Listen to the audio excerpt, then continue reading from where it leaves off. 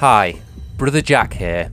This channel was set up to inform people about one of the most important issues of our time, possibly the most important issue.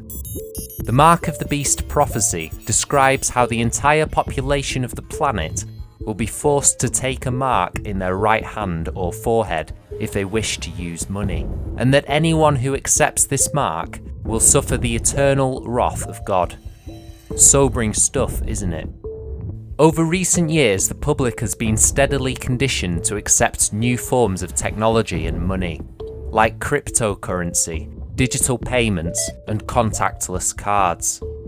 These are not the mark of the beast, but are important precursors to it. When the mark of the beast is globally implemented, there will be no more use of hard cash, like notes and coins. There will only be a cashless system using digital money, and it will be impossible to use this invisible currency without an implantable chip or something similar. In other words, the mark of the beast and the cashless society go hand in hand.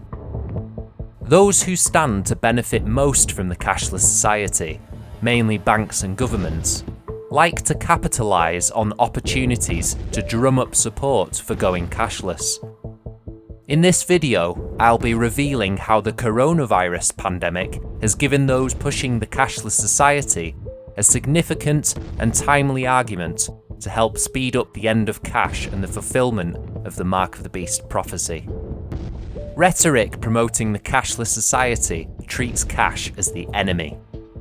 We are all in a race to see who can do away with it the fastest. The whole process is described as a war on cash. A battalion of reasons to do away with cash have been promoted, to steer people in favour of going cashless. These have included such things as simplifying banking, wiping out the drug trade, crippling terrorism, improving the efficiency of immigration and law enforcement, ending bribes, hindering tax evasion, and creating a safer, more efficient and transparent society. Although more and more people are going cashless, there's been a resistance from people who prefer to use cash for different reasons, who may not have a bank account or may be suspicious of the direction in which this is all leading. However, now that coronavirus has hit the scene, the question is, will this all change? In the Bible, the Apostle Paul referred to cash as filthy lucre, or dirty money. This description has never been so relevant as it is today. Cash is now being viewed as not just inefficient and cumbersome, but as plain dangerous. Speaking to the UK newspaper The Telegraph, a World Health Organization spokesperson said, "We know that money changes hands frequently and can pick up all sorts of bacteria and viruses. We would advise people to wash their hands after handling banknotes and avoid touching their face. When possible, it would be also advisable to use contactless payments to reduce the risk of transmission." Apparently, while pathogens and viruses can survive on most surfaces for around 48 hours, paper money can reportedly transport a live flu virus for days. Aragona Giuseppe, a GP and medical advisor at Prescription Doctor, said, "Virus particles will be able to sit and attach themselves to paper notes and coins, posing a huge risk to the spread of infection as the money will be transferred over and over again from person to person, increasing the likelihood of a further surge of people infected. The best thing to do is to try and use your card, contactless or Apple Pay when you can." Not only does this echo what WHO stated, it's rapidly being reflected in reality. Peter Gordon, Executive Vice President and Head of Emerging Payments at US Bank, said, "I believe this crisis will accelerate and move people to utilise all forms of digital financial services." In the UK, actual data revealed that the use of cash machines has halved as the pandemic hit the country. Following the sharp reduction in ATM and cash usage, it has been predicted that the usage will fall even further now that the country has been placed under lockdown. Due to fears that the virus is being spread through notes and coins, a growing number of businesses have resorted to only accepting contactless payments. In March 2020, State Bank of India sent customers a notification message saying, "Dear customers, to counter the spread of COVID-19 coronavirus, please use the bank's digital channels for performing banking transactions. We also request that you encourage others in using the bank's digital channels." While contactless payments are being recommended in place of cash transactions as a way to limit infection, it's worth noting that germs can also loiter all over credit and debit cards, smartphones, ATMs, and every other cash alternative device.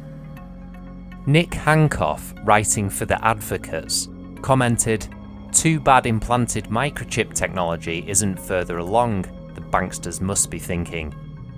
This ironic jab may not be too far from the truth. The truth is that cash is more unhygienic than cashless transactions, which don't involve paper money or hand-to-hand contact. Many of the arguments used by the system to further the cashless society make sense, but is that the full picture?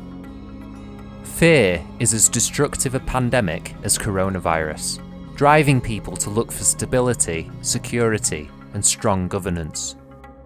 Governments know this, which is why they often use fear as a weapon. In addition to furthering the cashless agenda, it's becoming clear that the coronavirus is being used to ramp up surveillance of citizens under the pretext of safety and order. It's no surprise that the governments are using what has happened with coronavirus to their advantage, to push the transition to digital currencies, while passing draconian laws on their citizens. China is a perfect example of this. Its central bank has been looking to bring in a full digital currency system, and the country is leading the way in the field of surveillance. China's advanced social credit system enables citizens to be tracked on and offline around the clock. CCTV and facial recognition technology can detect elevated temperatures in a crowd or identify citizens not wearing a face mask, with drones chasing people down who step out of line. Apps have even been devised using the personal health information of citizens to alert others of their proximity to infected patients. Moreover, people are claiming this system has been highly effective in getting a grip on COVID-19. While China's high-tech surveillance system has been heavily criticised to date, coronavirus has become a catalyst, prompting more and more countries around the world to look to China's model for examples to further their own brands of surveillance and cashless initiatives. Vasuki Shastri, a researcher on the interplay of technology and democracy, said, "People have a hard time remembering privacy rights when they're trying to deal with something like a pandemic. Once a system gets scaled up, it can be very difficult to scale it back down. And then, maybe, it takes on other uses." When talking about the end times, Jesus warned that a snare would come upon the whole world, and that most people would end up allowing themselves to be deceived by false prophets of the system. We know from Revelation 13 that the Antichrist will deceive people into accepting the mark of the beast. This will necessitate switching from cash to digital transactions. It will also mean people being deceived into signing away their freedoms to a strong centralised government that professes to have all the answers to the problems of the age. Of course, people will only be deceived if they've not developed a faith bigger than what the Antichrist offers them through his system and the use of his mark. Put simply, is our faith in money and in worldly governments to provide what we need? Or do we trust that God will provide for us if we choose to work for his kingdom instead? We want the message on this channel to go out loud and clear. Many of us have stopped working for Satan's system, just like those early disciples of Jesus did, who quit their jobs, forsook their homes, their families, their reputations, their security, their worldly prospects, everything, in order to follow a man who claimed he had all the answers.